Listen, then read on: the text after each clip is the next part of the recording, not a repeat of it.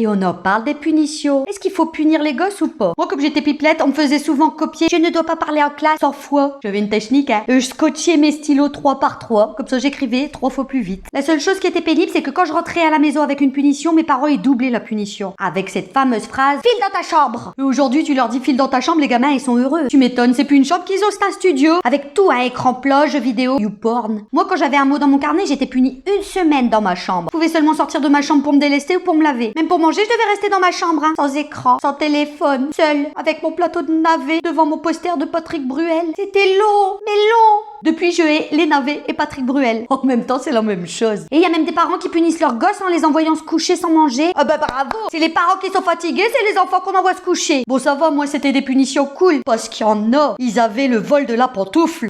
Brrr, la pantoufle dans ta gueule. Le martinet, ouch, la fessée. Et le coup du hibou. Une baffe dans ta gueule, ta tête elle faisait 180 degrés. T'avais la GoPro. Non, en fait, si on veut être intelligent, une punition, ça doit pas être une sanction. Un truc qui fait que t'as compris ta bêtise et que tu la feras plus jamais. Alors faut réfléchir les enseignants, faut réfléchir les parents. Comme disait ma grand-mère, les parents ce sont 2 personnes qui t'apprennent à marcher et à parler pour te dire ensuite de t'asseoir et de la fermer.